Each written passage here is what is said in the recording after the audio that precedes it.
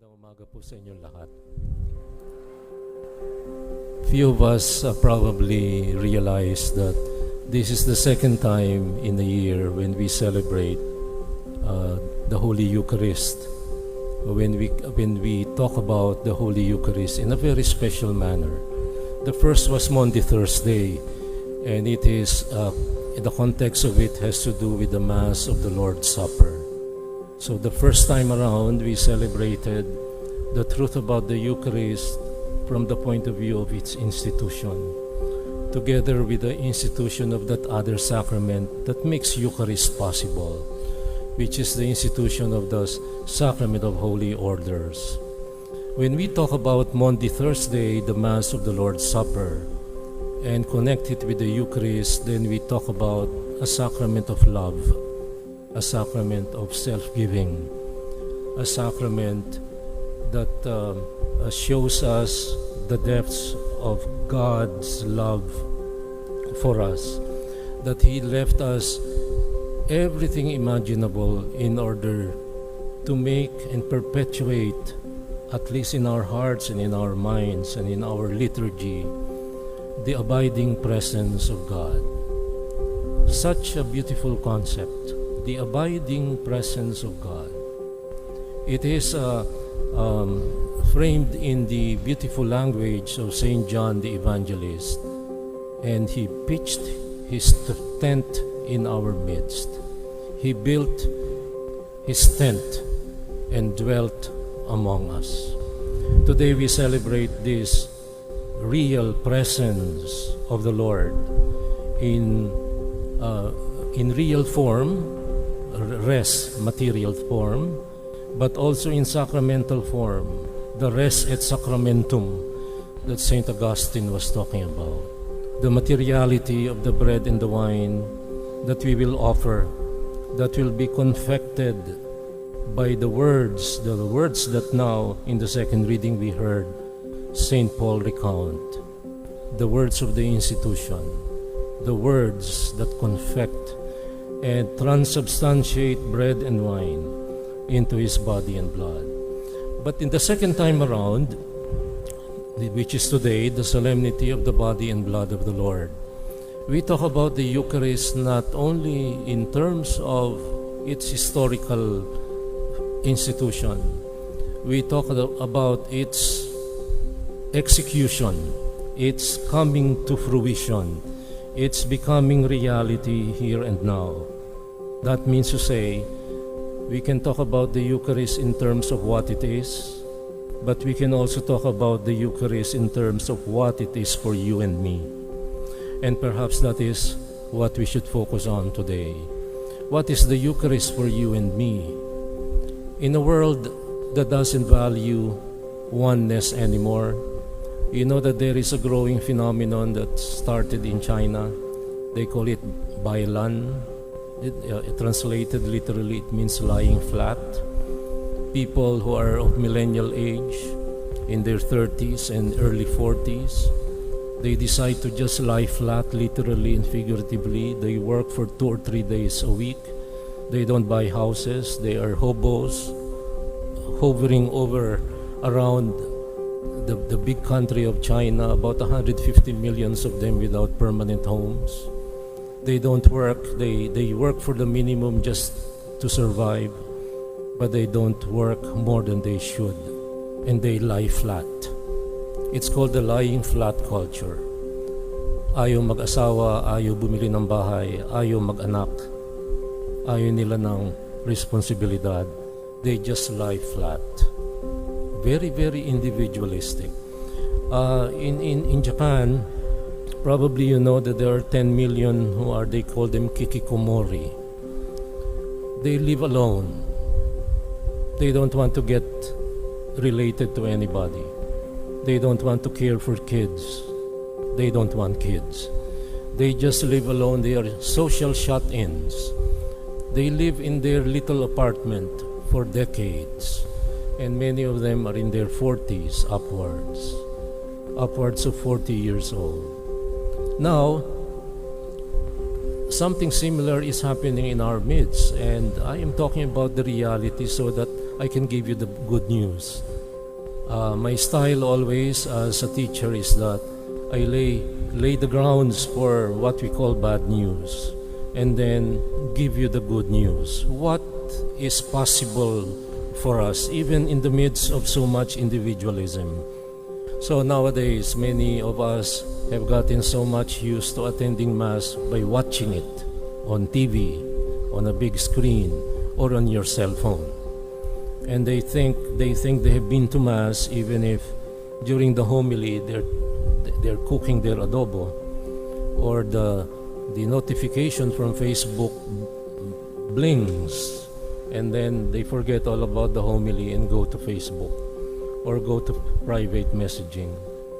Many of us have gotten so much used to having our own little Mass in our own little gadget, and we don't even care for the others. So let us give each other the sign of peace. How can you?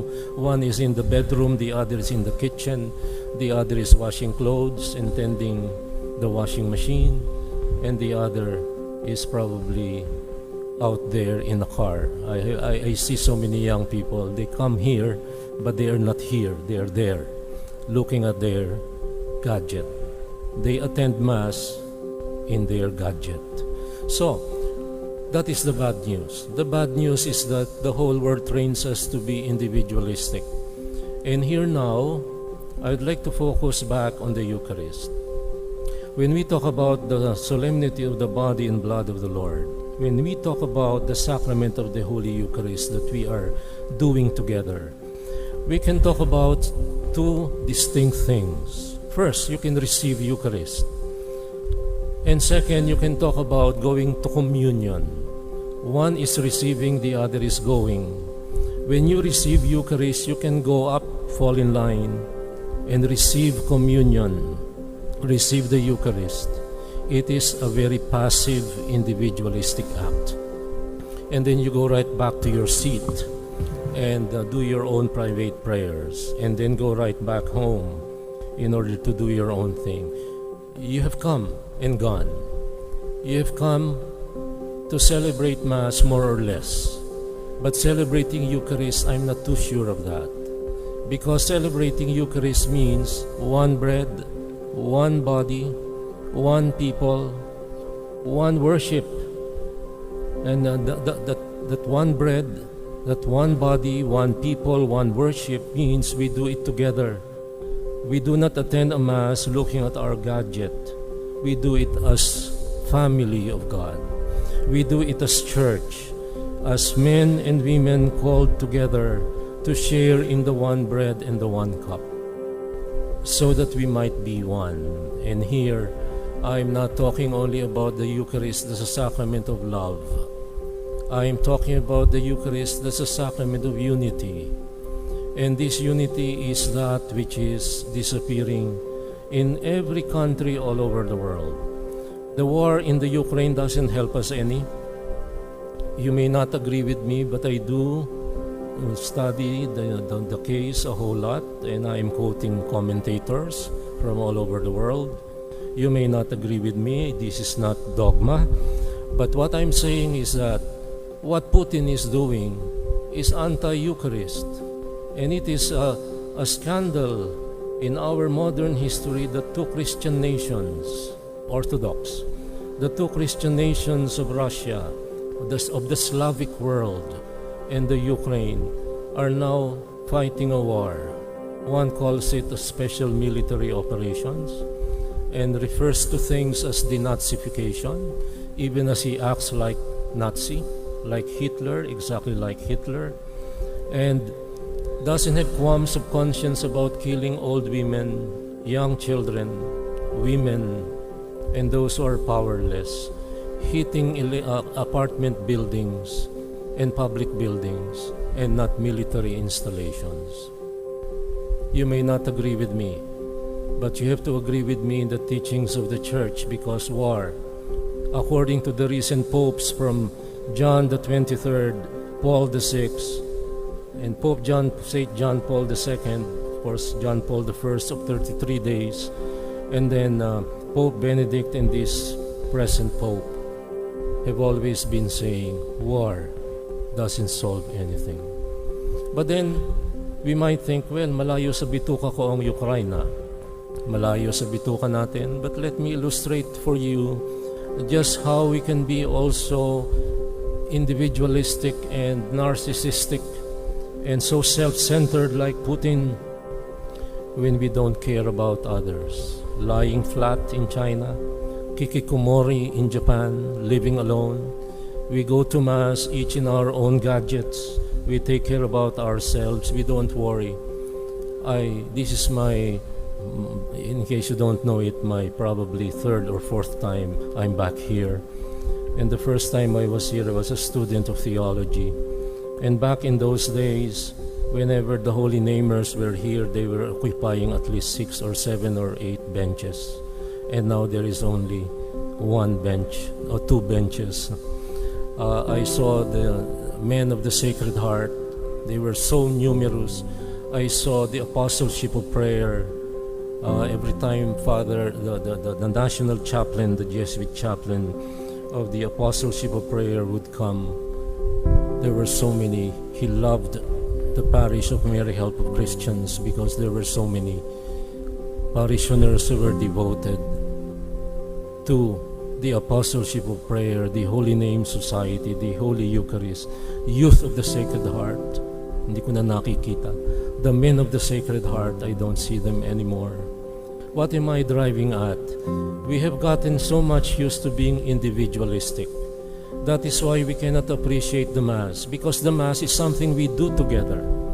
There is a Fulton Sheen of happy memory many, many decades ago answered the big question of young people, I don't get anything out of the Mass, so why should I go to Mass? And Fulton Sheen said something that I agree with 110%. And what did he say?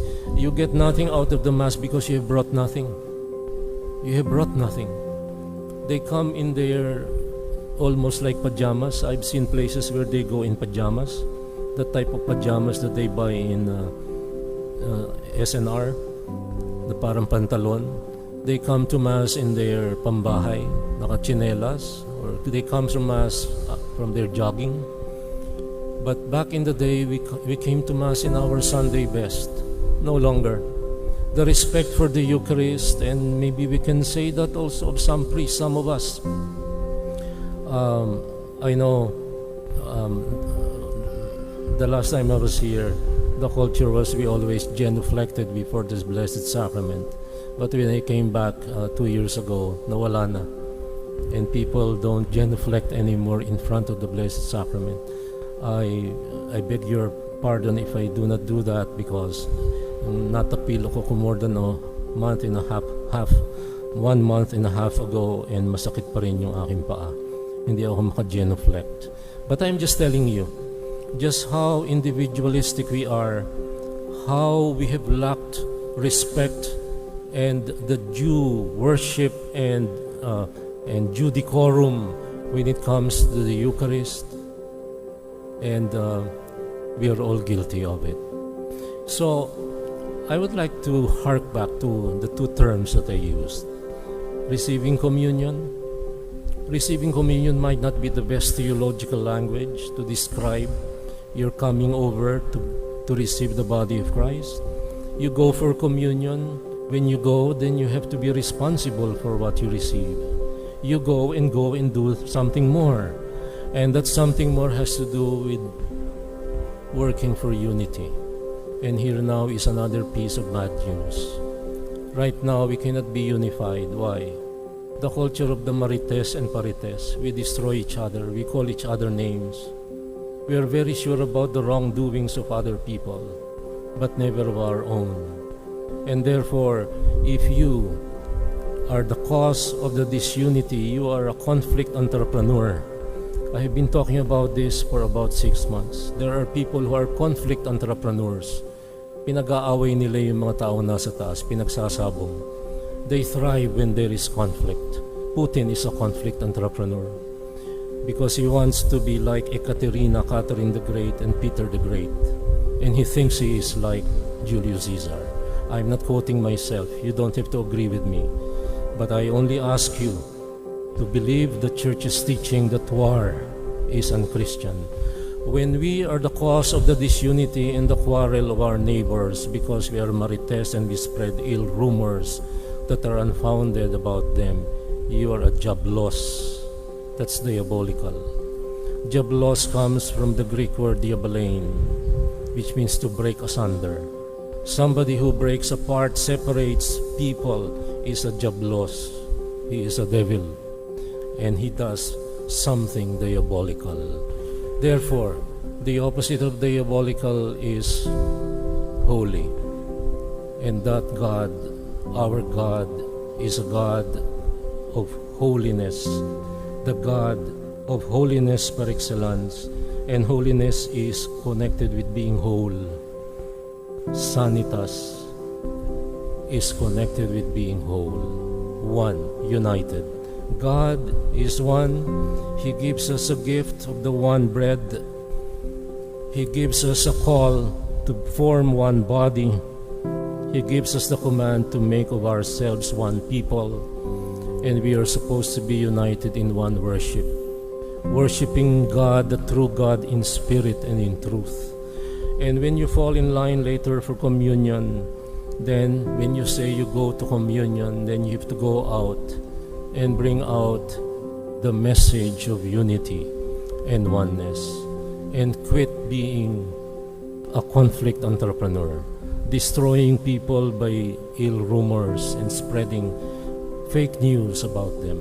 When we spread fake news, then we are doing the role not of the Eucharist, because it is anti-Eucharist. It is anti-Christian. When we receive communion and we make for oneness, even in your family, in your households, then you are doing your role as a Eucharistic person. And we are a Eucharistic people. We share in the one bread, the one cup, one body, one blood, in order to form one people, one church, one faith, one baptism, one God and Father of all. God bless us all.